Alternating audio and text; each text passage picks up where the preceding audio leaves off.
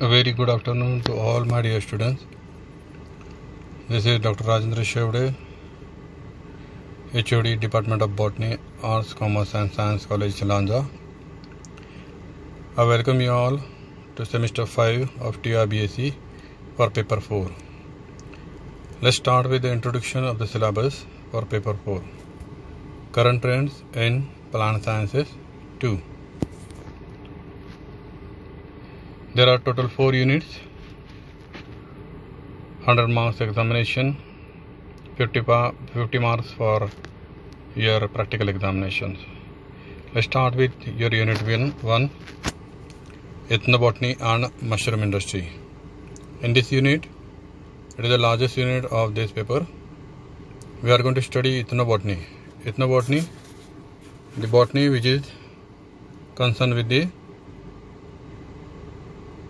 conventional methods or the religious aspects has been applied in botany. Here in ethnobotany we are going to study definition, history, sources of data and methods of study. Then application of ethnobotany in ethnomedicines, that means medicines which are been prepared or applied with the help of aspect of ethnobotany. Then application of ethnobotany in agriculture. Various agriculture practices which are been carried for last many years, many centuries with ethnobotany. And third application is edible plants. For 3 applications we are going to study in ethnobotany. Then traditional medicines as used by tribals in Maharashtra towards various diseases or abnormalities has been found out, in which the traditional medicine practice has been carried out in tribal areas of Maharashtra. The first one is skin ailments. In this, Rubia cordifolia and sandalwood. These 2 plants we are going to study. Then liver ailments, Ailanthus andrographis. Then andrographis. Then wound healing and aging, Centella, Typha, Terminalia, Tridex. Then fever, Vitis negunda, Tinosporia cordifolia leaves. Tinosporia commonly called as goodwell, whereas Vitis negunda it is called as nigdi. Then in diabetes, Momordica carrantia. Of course, it is the bitter gourd, that is also commonly called in Marathi as Karle. Then Syzygium comini. These are the different plants applied as the medicines by tribals.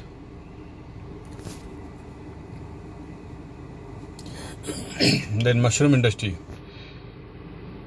Detailed general account of production of mushroom with respect to methods of composting, spawning, casing, harvesting of mushroom. Then in mushroom industry we are going to study the cultivation of Pleurotus, Agaricus, Wolveriella mushrooms. Then general account of mushrooms, that means we are going to study nutritional value of mushrooms, how they are picking, means what is the process of picking and packaging, and the economic importance of mushrooms. Here are a few pictures of ethnobotany. That one farmer is holding some products from the agriculture medicines or from the wild variety of plants. Then below that is the person who is studying medicinal plants. Then on the right side there is a aesthetic botany, we can see preparation or arrangement of flowers. Below that is the one board depicting the versatile medicines. So this is all about the ethnobotany. Unit 2, when applied one, that is the biotechnology one. Here we are going to study the construction of genomic DNA library. Genomics is nothing but the assessment and isolation of genomes from DNA. So we are preparing, there are methods of preparation of genomic DNA library. At the same time, chromosome libraries are also prepared and cDNA libraries. So we are going to study the construction of genomic DNA libraries, chromosome libraries and cDNA libraries. Then comes the next chapter, that is identification of specific clone sequences in cDNA libraries and genomic library. So we are when we are preparing DNA libraries, maybe cDNA or maybe genomic libraries, in that cases we have to use sequences of a cloned one. Clone means the mirror image of the original one. So specific clone sequences we will be identify while preparing the cDNA library and genomic library. Then analysis of genes and gene transcripts. So this is the procedure of identifying or analyzing the genes and the transcription of the genes, where there are certain enzymes which are been involved. Those are nothing but the restriction enzymes. So restriction enzymes are, there are lots of enzymes which actually play the important role in restrictions of the genes. So then we are going to study analysis of clone DNA sequences. So whatever the clone DNA are been prepared, the sequences has been prepared, then we are going to analyze the sequences of those DNA. Then last, very important, and most of the time it is been applied, it is called as hybridization, and it is also called as Southern hybridization, or commonly known as Southern blotting. So for Unit 2 Biotechnology 1, we are going to study these all things. So let's see what are those. On the left side we can see genomic DNA libraries, how they are prepared with the help of the Eppendorf tubes. These are the picturization of all the processes. Then on the left side, on the right side, construction of a library of chromosome. So we are using E. coli chromosome, which are actually called as plasmids, and then we extract it from the viruses and then prepare the library. A library is nothing but like a book of library, where various books have been kept in various shelves, and those shelves are named after that particular chapter or topic or subject. Like that we are preparing the libraries of DNA and chromosome. Here is another on the right side below is the cDNA library preparation. The picture is there, how the cDNA library is being prepared. On the right side below is the Southern blotting procedure, how the Southern blotting is been carried out. So these are all things we are going to study in this Biotechnology 1, Unit 2. Unit 3 is the instrumentation. Various instruments have been used in botany, and applied aspects has been used. So all of you must be aware with the general instruments like colorimeter, spectrophotometer, chromatography chamber, chromatography paper, etc. So that instrumentation instruments, their principles, working, etc. we are going to study. The first one is the colorimetry and spectrophotometry. In colorimetry is a common colorimetry we use various filters to filter the monochromatic light, with the help of which the amount of molecules or amount of that particular substance present in that solution will be found out. Then spectrophotometry is the advanced modification or advanced version of the colorimeter. Here 3 different types of spectrophotometry methods are used, that is visible, UV, which cannot be seen with the naked eyes, and IR, that is infrared. So in this instrumentation we are going to study working, principle and application of these various instruments. In chromatography, general account of column chromatography, where the column is used for a chromatography purpose. It's a glass column in which the silica gel is being used for the column chromatography. Then principle and bedding material, known in adsorption and partition chromatography. Another kind of chromatography called adsorption. Adsorption means absorption and carrying. So adsorption chromatography is there. Then partition. We use partition methods to have have various parts in the column. So that adsorption and partition chromatography, we are going to study the principle of and body material involved. Then ion exchange chromatography, where it is at molecular level, that is ions has been exchanged in that chromatography. And lastly, molecular sieve chromatography, where the molecules will be separated with the help of a sieve.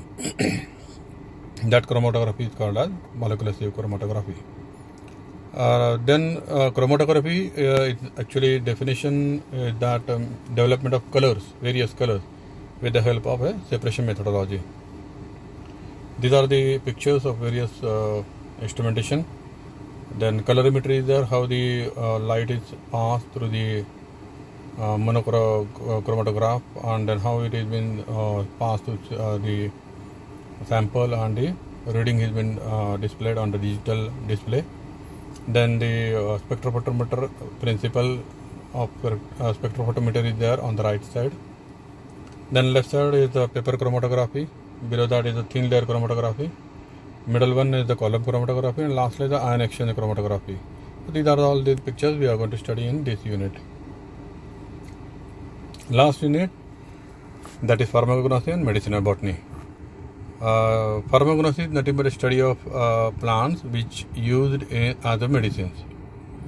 So pharmacognosy and medicinal botany, in that we are going to study the monographs of drugs with reference to biological source from which they are been obtained, the name of the plant family, part which has been used, then the geographical distribution, where they found, whether they found in plain, where they found in Himalaya, or depending upon the climatical conditions, the geographical distribution of the drugs obtained from plants they appears.